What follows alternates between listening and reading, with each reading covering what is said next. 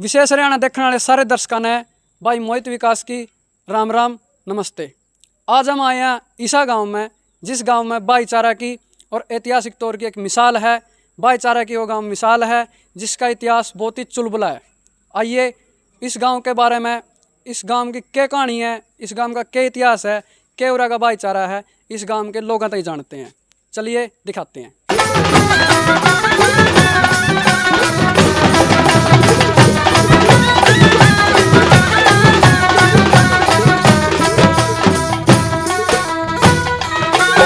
लो जी, आ गए हम उस गांव में जिस गांव का हमने आप तक जिक्र करा था। भाईचारा की मिसाल और इतिहास बहुत गजब है, जिसके बसने का इतिहास बहुत गजब है। हमने सुना, हमने बहुत बढ़िया लगा, तो हमने सोचा अपने दर्शकों का भी दिखाया जाए। पहले तो सारे दर्शकों ने अपील करांगे, अपना चैनल ने लाइक कर लो, फॉलो कर लो और शेयर कर दो। आ जाओ, ताऊ बैठे हैं गाँव में तो, और हमारे भाई बैठे हैं, बड़े हमारे भाई हैं, इन पर पूछेंगे क्या क्या इतिहास है गाँव का। भाई राम राम। राम राम भाई जी, हमारे दर्शकों ने राम राम कर दो और स्वागत कर दो सबका। राम राम जी सारे जी ले भाई जी। सबसे पहले तो भाई जी श्री तारकेश्वर महादेव कुकृत्य नाशन तीर्थ और बाबा जोधबली की पावन भूमि पर आपका स्वागत है। धन्यवाद जी। आपका धन्यवाद है भाई जी, आप यहाँ पहुँचे, आपने टाइम दिया। और मैं सभी दर्शकों से निवेदन करता हूँ कि भाई सभी दर्शक जो देख रहे हैं सभी का उनका भी धन्यवाद करता हूँ। भाई जी, हम आए थे आपका गांव में। पहला तो दर्शकों ने न्यू बता दो अपना गांव का क्या नाम है। भाई जी गांव का नाम है काकोत, डिस्ट्रिक्ट कैथल, हरियाणा। भाई जी, मैंने आपका गांव की बहुत गजब कहानी सुनी है। एक बार हमारे दर्शकों ने न्यू बताओ क्या कहानी है। सुने और का भाईचारा भी गजब है, और उस भाईचारा की जो मिसाल रही है इतिहास तौर पर यार, आज की क्या मिसाल है। आज लठबाजें हैं, भाईचारा है, पुरानी चीज़ है कि नहीं, वह चीज़ हमारे दर्शकों ने बताओ, दिखाओ मन भाई भाईचारा किस होए करे। लो भाई जी। भाई जी इस गांव की विरासती भाईचारे के ऊपर 36 बिरादरी के भाईचारे पे टिकी हुई है। और जो ये गांव बसा ना, वो उस गांव की मिसाल ही ऐसी है कि बड़ी अजीब कह लो या गजब कह लो या उसको प्यार प्रेम कह लो, उसी के ऊपर ये गांव बसा है। हाँ जी, जैसे ये हमारे जो बुजुर्ग थे 30वीं पीढ़ी से पहले 31वीं पीढ़ी में आते हैं, बाबा राम शाह जैसलमेर से चले थे। उनके लड़के थे बाबा दायमा, और आगे उनका लड़का हुआ बट्टी राम कालस। तो वो जैसलमेर से चल के पाई के पास में बड़ैला गांव में आके बसे। वहाँ पे कुछ टाइम रहे। पाई गांव ने बड़ा सहयोग करे उनका वहाँ पे। लेकिन उस टाइम क्या था कि कुछ एक दूसरे को बसने नहीं देते थे कुछ गांव। तो वहाँ पर बाड़ू की लड़ाई हुई है काकोत गांव से। मतलब उस टाइम गांव का नाम तो काकोत है ही नहीं था, बड़ैला था उस टाइम। तो वहाँ पे नाम टीका था जो, वो बड़ैला था। लड़ाई हुई है तो पाई गांव के उस लड़ाई के अंदर जो बाड़ू में पाई गांव की लड़कियां ब्याही हुई थी, पाई गांव ने काकोत गांव को बसाने के लिए अपने जमाइयों तक को नहीं बख्शा। उनके 72 जमाई उस टाइम वहाँ पे शहीद कह लो उन्हें, चाहे उस लड़ाई में मरे हैं वो।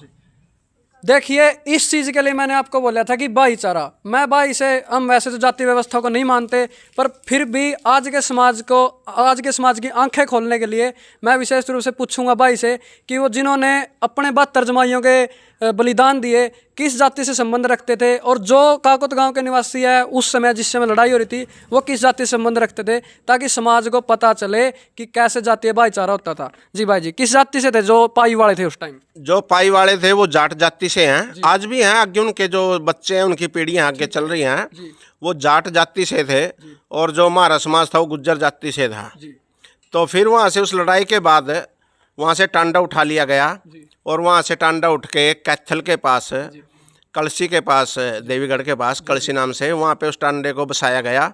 लेकिन वहाँ भी ज़्यादा दिन नहीं टिक सका इन्हीं लड़ाइयों की वजह से। और उनमें से कुछ लोग अपने गाड़ियों के साथ टांडे को लेकर इधर उधर जाके बस के। लेकिन जो बट्टीराम कालस था उसने तो कहा भाई मैं तो यहीं बसूँगा, और पाई वालों ने उसका सहयोग कराया। फिर वहाँ से उठा के जो अब मौजूदा गांव है अपना काकोत, इस स्थान पे गांव बसाया गया, और पाई ने पूरा सहयोग कराया। जैसे साथ में गांव बसाने के लिए बहुत सारे साधन की जरूरत होती है। एक मिनट भाई जी, जैसे इस चीज़ के ऊपर भी भाई हम एक बार यानी इतिहास क्लियर करके चालो। जो आपने कलसी और जो बामा वो बताई, एक बार पीढ़ी बताओ कि कहाँ तक पीढ़ी आ गई। आप बताते बताते शुरू कहाँ से हुई थी और दूसरी तीसरी पीढ़ी जो यहाँ बसी उसका और बता दो एक बार साथ में। जो बड़ैला में आके बसे थे वहाँ तो 2 ही पीढ़ी थी। ठीक है रामसा से चले थे जी। और वहाँ पे दाई माँ ने अपने 60 साल गुजारे, 70 गुजारे, 80 गुजारे। ठीक है जी। आगे उनका लड़का हो गया था बट्टीराम कालस। बट्टीराम कालस। हाँ, जब बट्टीराम कालस वहाँ से गांव उजड़िया बड़ैला से, बट्टीराम कालस पूरा अपना 40, 45 या 50 साल की उम्र में पूरा जवान हो चुका था। ठीक है जी। हाँ, तो जब वो कैथल आके बसा, फिर कैथल से उठ के वो काकोत आए। तो यहाँ पे बट्टीराम कालस का जो बट्टीराम कालस का टोटल गांव बट्टीराम कालस से उसका मेरे पास 30 पीढ़ियों का टोटल इतिहास है जी। हाँ, यही चीज पूछनी थी कि इतिहास क्लियर। हाँ, बट्टीराम कालस से बाहर एक भी परिवार नहीं है। ठीक है जी। जितना गांव आज बस रहे गुजरों में, चाहे तो उसके रिलेटिव आगे लड़कियों के भी आगे उरी आके बस गए। ठीक है जी। और मतलब परिवार सारा बट्टीराम कालस से ही है। ठीक है। जैसा कि अपने समाज की व्यवस्था रही है कि अगर भाई किसी का अगर मैं लड़का पैदा नहीं होता था तो वे अपने देवते वगैरह को ले आते थे। नहीं, ऐसी बात नहीं थी। अच्छा जी। वो थी, ये थी कि जिस तरह भाई आदमियों की जरूरत थी उस टाइम चाहना थी। ठीक है। लोग अपने रिश्तेदारों को लाके बसा लेते थे। ठीक है। अब जैसे हम कालस गोत्र से हैं और बट्टीराम के वंशज है, आगे हमारे भी रिलेटिव जिस तरह रिश्ते में हमारी बुआ के लड़के हो गए, खड़ोआ गोत्र है, तो उसको हम लेके आए हैं। ठीक है जी। हाँ। अच्छा, मतलब अपने बंदियां की कमी पूरी करेंगे। हाँ, बंदियां की कमी कह लो उसको आप। तो बसा एक दूसरे को बसाते थे। जैसे अब खड़ोए हैं वो आगे अपने रिलेटिव को किसाना गोत्र को लेके आए थे। अब जैसे दूसरी पट्टी है उसको नांगा पट्टी बोलते हैं, गांव में है, वो भी बट्टीराम कालस की वंशज है।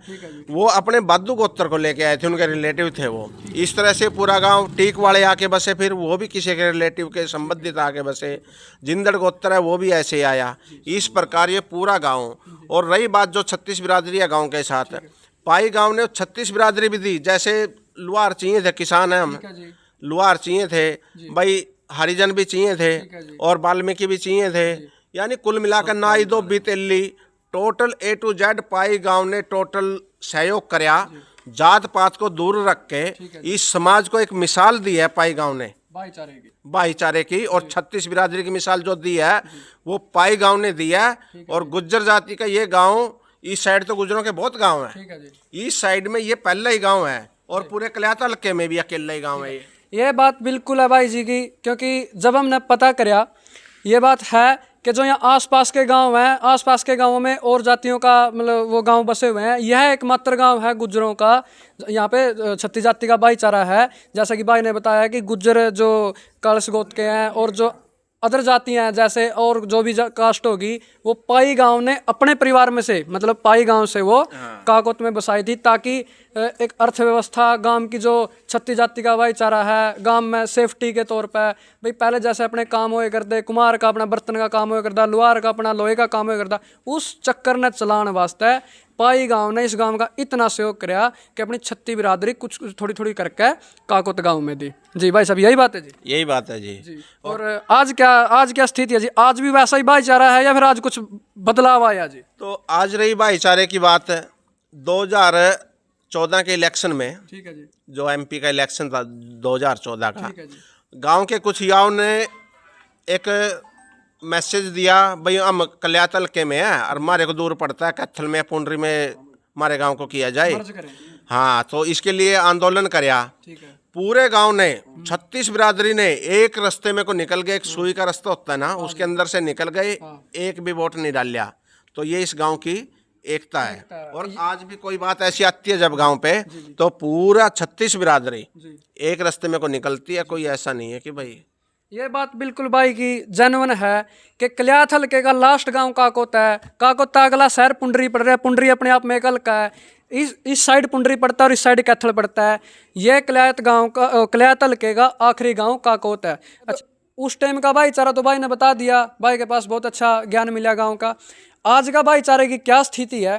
भाई अपने साइड में बैठे हैं, इन भाई से पूछेंगे कि आज की क्या स्थिति है, आज भी वो भाईचारा है कि ना, अखुने से बाजी शुरू हो चुकी है? भाई साहब राम राम। राम राम भाई साहब। भाई साहब आप ये बताओ कि आज क्या स्थिति है भाईचारा की? आज पिछले वाली वही बात है, आका बदलाव आ गया उन चीज़ों में? आज बहुत बढ़िया स्थिति है भाई। ये मेरा गांव है, इसमें 15,000 के करीब जनसंख्या अच्छा और हर जाति के लोग मिलजुल कर हैं। और ये इक्का दुक्का तो हम कहते नहीं, जी जी लेकिन इस गांव में एक दूसरी जाति के साथ या गांव में भी कोई कोर्ट केस नहीं है इतने। अच्छा जी यहाँ पंचायत में ही अगर देखो गांव राम है बसा, हाँ जी तो लड़ाई झगड़े भी होते रहे, छोटे मोटे हो जा, जी बिल्कुल वो पंचायत ही में नहीं मिटता। ठीक है जी मतलब थाना लग भी जान को देंगे, अगर जब बाई चांस चले भी गए हाँ जी तो कोई कोर्ट में केस नहीं हाँ है, जी। एक दो ही होगा कोई, वो भी इक्का दुक्का हाँ इक्का दुक्का, कोई कोर्ट केस नहीं है। इसलिए इस गांव का भाईचारा की मिसाल है। ठीक है जो करके भाई ने बताया कि भाईचारा की मिसाल है, यह बात अपने बुजुर्ग भी कंधे आई हैं। एक घर में दो बासण होंगे तो खड़केंगे भी, तो देखो बासण तो खड़क जे रहे हैं पर मैं फुटने नहीं चाहिए आपस में। भाई ने बिल्कुल बहुत बढ़िया बात भाई। ये तो हो गया कोकत गांव का इतिहास और कोकत गांव का भाईचारा जो विशेष है। आज के समय में जो आज की आर्थिक स्थिति या सामाजिक स्थिति जो देखी जाती है वो ये है कि गांव का देश के नौकरी जगत में, खेल जगत में या फिर आर्मी जो हमारी फौज है उस जगत में क्या योगदान है, इस चीज़ के लिए भी हम भाई से पूछना चाहेंगे। जी भाई जी, क्या योगदान है गांव का खेल जगत में या फिर नौकरी जगत में या शिक्षा के जगत में? सबसे पहले तो गांव में हमारे स्वतंत्रता सेनानी रहे हैं और शहीद है 1971 की जो लड़ाई हुई थी, ठीक है जी उसके अंदर भारत पाक लड़ाई हुई थी, ठीक है उसके अंदर हमारे गांव से शहीद है और हमारे गांव का नाम रोशन किया है। ठीक है जी और रिटायर्ड आर्मी से बहुत हैं गांव से। ठीक है जी और पुराने टाइम की बात बता रहा हूँ मैं, आज से 40-45 साल पहले जो 10 तो बैंक मैनेजर हैं इस गांव से, बहुत बढ़िया जो कुछ रिटायर लगभग से रिटायर ही हो चुके हैं और अभी नई उम्र के युवा बालक भी बैंक में ठीक है जी मैनेजर हैं। ठीक है जी अच्छा, इस गांव से जो सबसे खासियत है इस गांव के लिए और बड़े गर्व की बात है, जी हमारे भाई हैं सुरेश कुमार कैत, ठीक है जी दिल्ली हाई कोर्ट के जज हैं जी और निर्भया कांड में फैसला सुनाया था, जिन्होंने पूरे देश में चर्चा का विषय रहा था।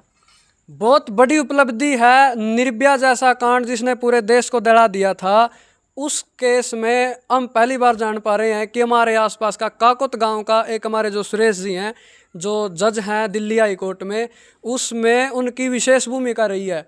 और क्या उपलब्धियां जी गांव की? उसके बाद गांव से 3 सब इंस्पेक्टर लगे हैं और एक ही भर्ती के अंदर बहुत बढ़िया जी बहुत बढ़िया जो लगभग 35-40% 20-25% की बात आती है, ठीक है जी तो एक ही भर्ती में 3 सब इंस्पेक्टर लगे हैं ठीक है जी और 350-400 प्लस बालक टोटल अन्य नौकरियों में, पटवारी में, ग्रुप डी में, अन्य सब में। और जो गांव में एक एसडीएम लग गया प्रजापत समाज से, जी तो ये बातें गांव के लिए बड़े गर्व की बात है। जैसा कि भाई साहब एक चीज़ और बताइए कि अपना जो प्रदेश हरियाणा है, सांस्कृतिक धरोहर रही है इस गांव के पास। जो काकोत गांव है हरियाणा की संस्कृति में, हरियाणा की भाषा में, क्या इस गांव का कोई सहयोग है आज के समय? क्या कोई ऐसा व्यक्तित्व है इस गांव में जो सहयोग दे रहा हो? हमारे गांव से युवा कवि हैं श्री राजेश भारती जी, जी लगभग 30-35 साल उम्र है। जी उन्होंने एक कच्ची धूप जी जो उनकी पुस्तक है जी वो वर्ल्ड रिकॉर्ड में दर्ज हुई है जी और भाई सीएम मनोहर लाल जी से सम्मानित हो चुके हैं और हरियाणा के गवर्नर ने उनको सम्मानित किया है, कैथल के प्रशासन ने किया है और अन्य स्टेटों में बहुत सारे पुरस्कार और वो सम्मानित हो चुके हैं। और नए युवाओं के लिए बहुत ही भाई प्रेरणा है एक नई पीढ़ी के लिए।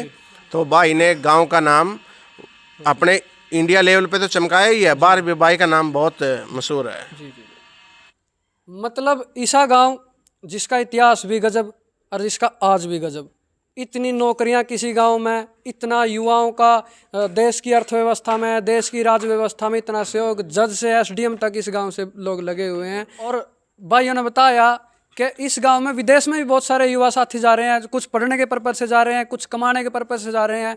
अपने गांव को छोड़ने के बाद विदेश में रहते हुए भी आर्थिक रूप से और वैचारिक रूप से इस गांव को बढ़ाने चढ़ाने में सहयोग कर रहे हैं। उन भाइयों का और इस गांव का बहुत बहुत धन्यवाद। हमारे साथ जुड़े आपसे भी विनती करेंगे कि इस वीडियो को ज़्यादा से ज़्यादा शेयर करें ताकि जो आज का युवा है वो सीखे कि कैसे देश में योगदान किस तरीके से दिया जाता है। लड़ने झगड़ने जाती है, भाईचारा बिगाड़ने से कोई योगदान नहीं जाता। आप खाइए, कमाइए, अच्छे से अपने घर परिवार को चलाइए और गांव में अपना जो सामाजिक भाईचारा उसको बनाए रखिए। इसी संदेश के साथ हम आज की वीडियो करते हैं पूरी। राम राम।